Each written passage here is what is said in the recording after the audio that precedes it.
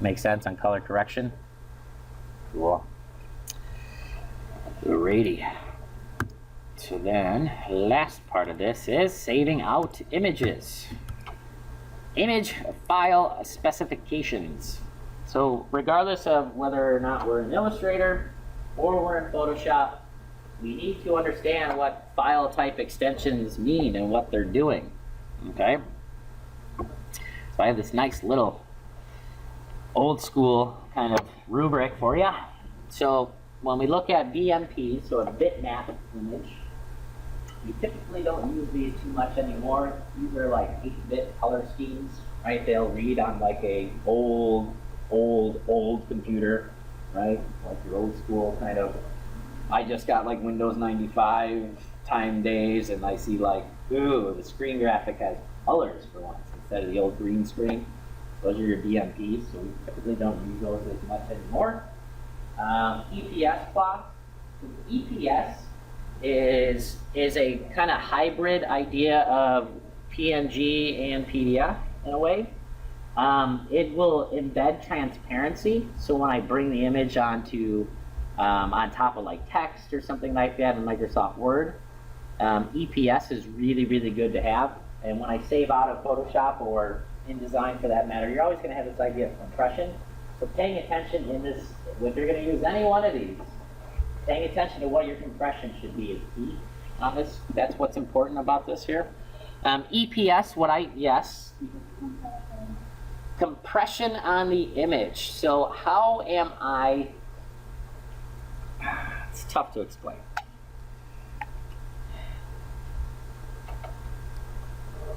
See, mathematical algorithm that is used to compress the file size down also makes the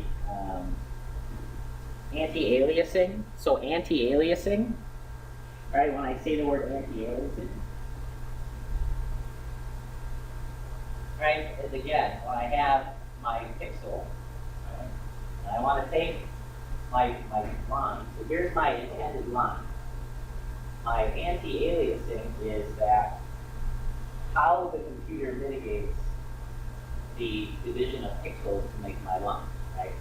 So when I start talking in different compressions and different anti-aliasing techniques, right, different pieces will actually take that pixel and then begin to subdivide that into 4. That way when I do a line, you'll see sometimes the pixel is like this, right? It divides it and then it only colors a row. Okay, so that's also what compression is doing.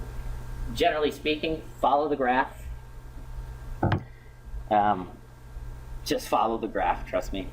The only time I use EPS is like taking a graphic, like a logo, and trying to put it on like Microsoft Word letterhead, so it prints sharp all the time.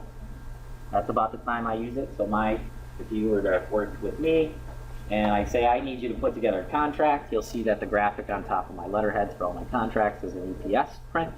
That's about the only time I've ever used EPS. Back in the old days, when you were like AutoCAD only offices, and when I was still a young buck, we used a lot of EPS prints. So we don't do that anymore. Your main world, right, where you're going to be living, is in the JPEG world. GIFs are even becoming something that's not necessarily used as much anymore. You'll still see them on the web a lot of times. You kind of have a lot of control over the colors that appear themselves. So the difference between a JPEG and a GIF, open up Photoshop, I'm going to file, save as, save for web. So when I'm coming out of Photoshop, I always save for web, because then it gives me the ability to look at those compression values and look at the file size in addition to everything else. So let this kind of come up, right? So one thing I want to show you here, while we talk about that,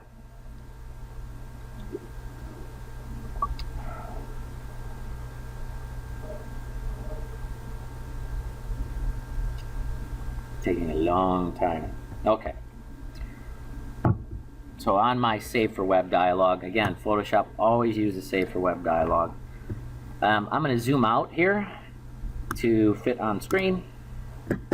Okay, so when I look at a JPEG, when I look at GIF, I should probably reduce the size of this so it doesn't take so long to generate through it. It's not going to necessarily completely change the way the image looks. All it's going to do is it's going to assemble inside itself this idea of where is my color range, right, out of the GIF, so that way, and it's 256 color bits.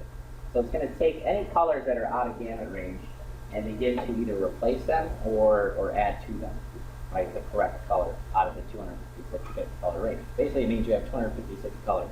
I have a 256 box of crayons, right? You were like the cool kid that had all the crayons. Right?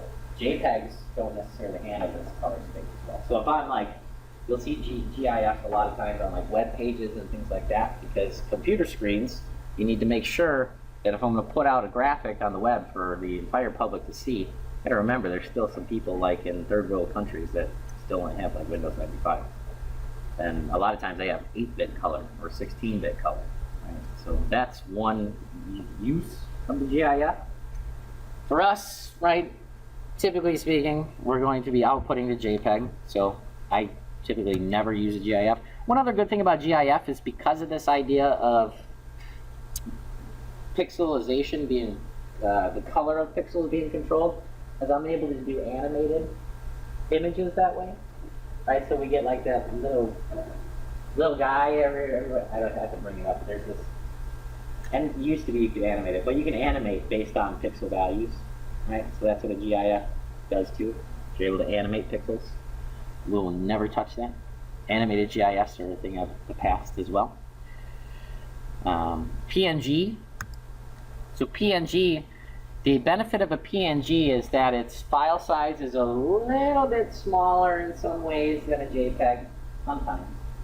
And it'll allow the embedding of transparency. So let's say this were coming from Illustrator, and all I wanted was my square block of color, but I had that huge canvas. I would print to PNG. It gives me transparency, right? So that's the big key to that one. And then again, PNG 8 or PNG 24. Am I dealing with 8-bit color or am I dealing with 24-bit color?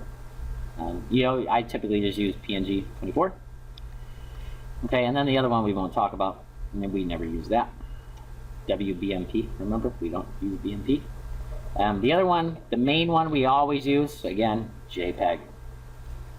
JPEG's the good go-to, right? When you don't know, unless you want transparency, always use JPEG. So there's no transparency in here anymore. Now, one thing I want to talk about again, back to this idea of resolution. Why the save for web is good is because it gives me these kind of rubric of how long, if I were going to put this on a web page, right? So I can pick my speed of my router or internet. So let's say that people out there have a super fast machine, or they have like the old school dial-up AOL, hearing the line yell back at me through the phone line, right? It's gonna say, well, that one's really long. Let's do the 128K modem. We've moved up in the world. Moving on up. Okay, so at this particular resolution, right, of 100 quality with a maximum and embedded color profile, right, I'm at 400, it would take this image 418 seconds to load on a web page on a 128K modem speed, okay? If I reduce that size, now let's zoom in onto like some things here, because we're gonna say that we're not necessarily printing it, right? It's pretty sharp, it's pretty good, right? This is about probably what it would print full screen, right? If I were gonna print it or whatever. Right, if I start reducing that quality to now load in the middle and go to high, it'll take that time to generate. What it'll do is start generating previews for you. And I'm at 5 megabytes. I just reduced it down to 1.226 megabytes, and I don't really see too much of a quality loss in my image itself. And then you got to think, is now through the course of your career, at least here in college, right? If I always make my images at 5 megabytes, when I really only have to make them at 1 megabyte, it's going to save you money on buying external storage devices, right? So if I have 100 images by the time I leave here, that's 500 megabytes of space, which is nothing nowadays, but that's 500 megabytes of space taken up that I could actually just get back or something. That's always, and think about okay, I'm the guy that always uses everything on a jump drive, right? 500 megabytes on a 2 gigabyte jump drive, which is again old school, making them like 16 gigs now.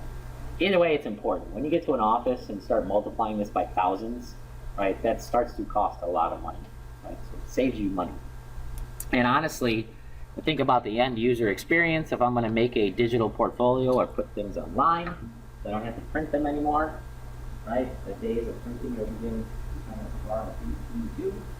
I reduce my time by a quarter. Right?